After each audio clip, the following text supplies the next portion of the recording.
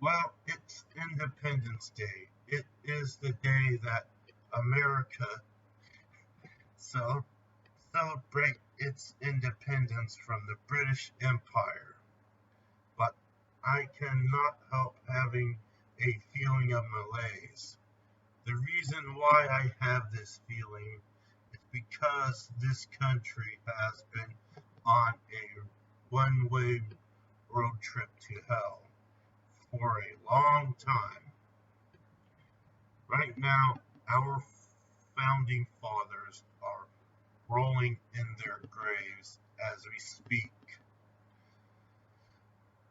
And why do I have this feeling? Why do I think that this country's on a one-way trip to hell? For one thing, the United States is an empire. Our founding fathers never intended the United States to be an empire, nor they wanted the nation to be one.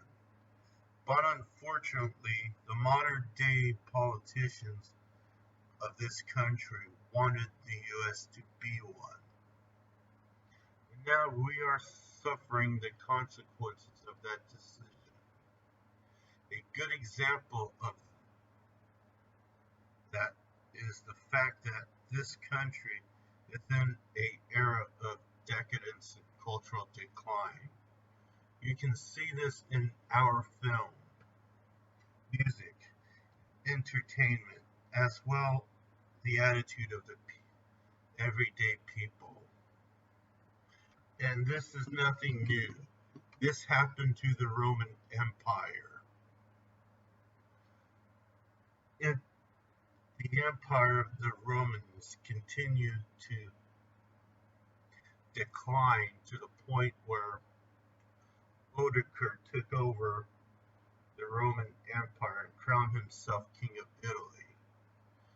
By the time he crowned himself king of Italy, the entire empire was inundated by barbarians, decadence, and cultural decline. Just like this country, it's happening to this country because it happened to the Roman Empire. And that's why the United States should never be an empire to begin with. Now, another reason why I think our founding fathers is rolling in their graves because our government is more keen on violating the Constitution and the Bill of Rights. For example, the Patriot Act, an abomination of a bill that was made by Congress. And it was signed into law by George W. Bush and renewed by Barack H. Obama. This law gives the government the right to spy on its citizens. When the Fourth Amendment forbids the government to do shit like that. In gun control, laws that make it difficult for people to obtain guns, to use guns, and to keep guns. Laws that put people in jail for using them for self-defense. California is the biggest offender when it comes to that, when it comes to gun control. So that's the violation of the Second Amendment. The only amendment that has not been violated is the Third Amendment, which it's really sad because that's the amendment that forbids soldiers forcing people to quarter them. Not to mention the push for censorship that's been going recently, especially on the web. The worst part is the majority of the people support this. They should be against this, but they are not. It's even worse when it comes to celebrities that advocate for censorship because people seem to listen to them more than actual experts on these issues. For the lack of better term, and people should not be listening to celebrities. You know, the heroes of the past were people that were great performers and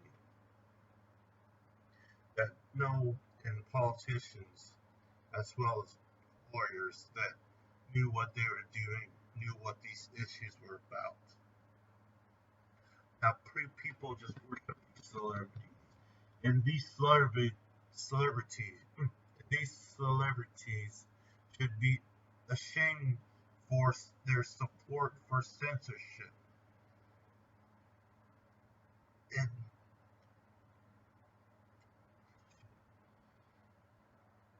they should not be praising for it.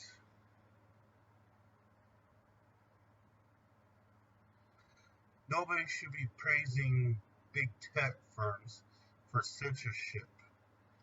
I remember when Alex Jones got censored off the internet, everyone who's authoritarian, mainly the left, celebrated celebrated this, including celebrities like Shannon Two-Ton Purser, Alex I Love Censorship Hirsch, and etc. All of them were happy about this. Shame on them for supporting no platforms of individuals they happen to disagree with. And they should be ashamed. In fact, shame on the people that listen to these celebrities when these celebrities don't know what they're talking about, don't even know what the situation is about, and mostly are out of touch of the average American. So yeah, our celebrities up in Hollywood should take turns for their support of censoring those who make statements that they don't like. Now here's an idea that Snoop Dogg came up with. Now, Louis Farrakhan got banned from Facebook because he was posting material that nobody that was considered wrongthink. And when Facebook banned him, Snoop Dogg got an idea that people should post this material on Facebook in protest. Now I support this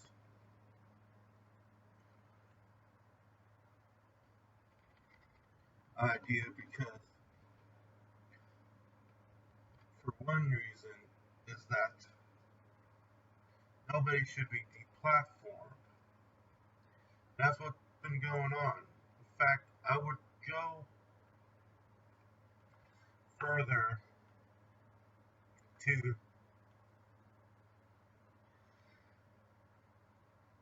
um, post content on.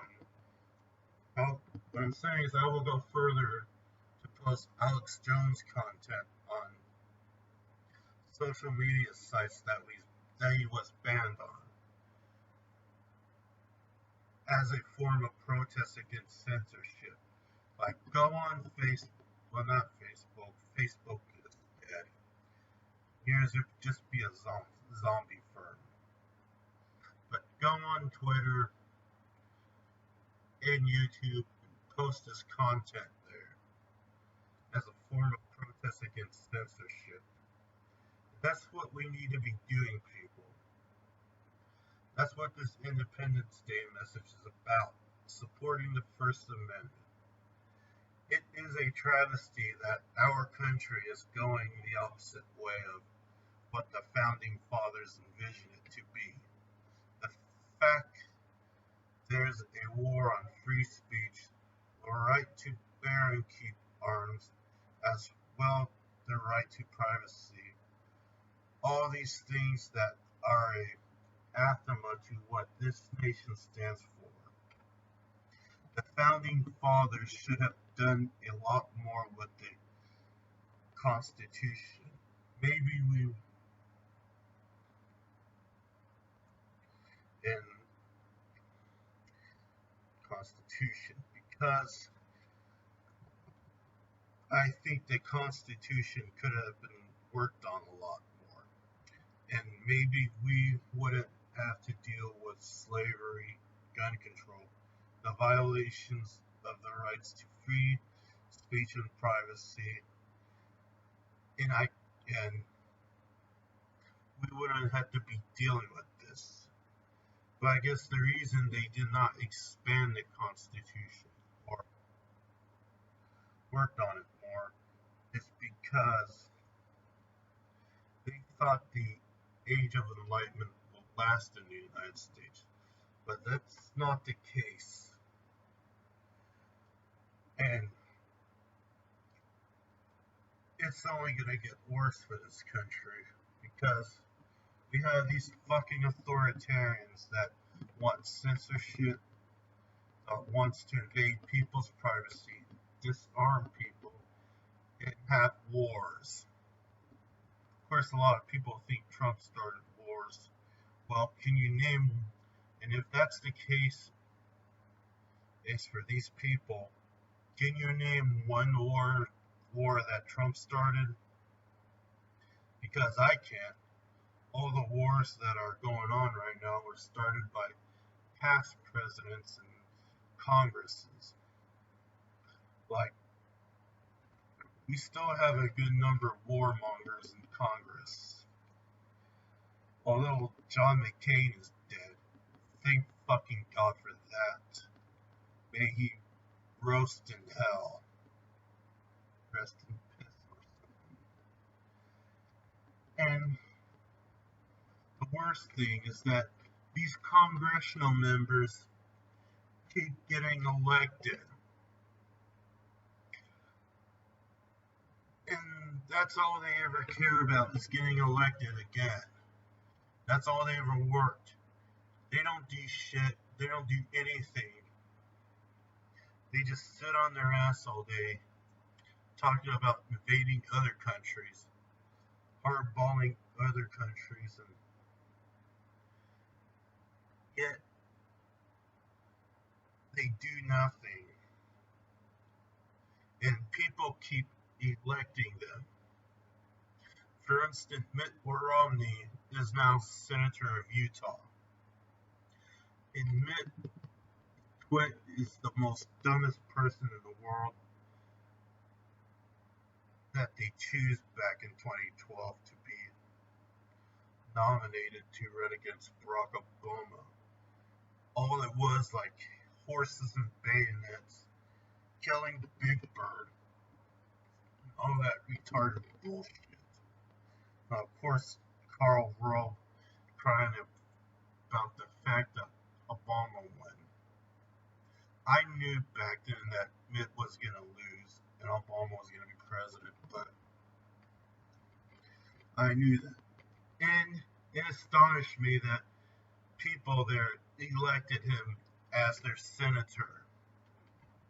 It astonishes me a lot that these senators that have been in office for decades keep getting reelected. And it's like nobody realized that these fucking senators, these congressmen and women, are out of touch with the voters that vote on them. When is the people of the United States are going to realize that? When is the people of the United States are going to realize that their freedoms are under attack?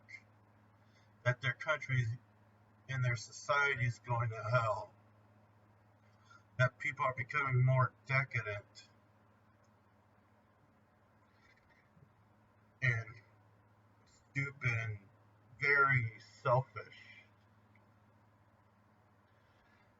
and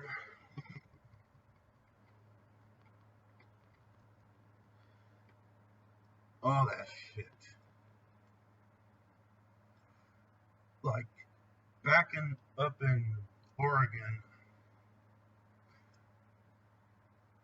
Antifa, the far left extremist group, took over the city and fucking destroyed everything, beating up old people.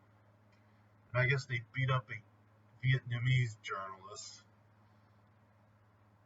Andy Ngo or Andy Go or something, how you pronounce his name. I'm not Vietnamese nor I speak Vietnamese, so don't sue me or anything like that. And nobody ever does it. The mayor just sits around with his thumb stuck up his ass and makes excuses about it. That Tom, what's the mayor's name? Ted Wheeler. Ted Wheeler needs to step down if he's not going to do his job or anything like that. But he's not. And people are stupid enough to elect him.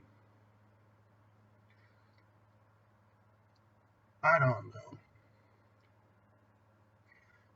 The country's on a one-way road trip to hell.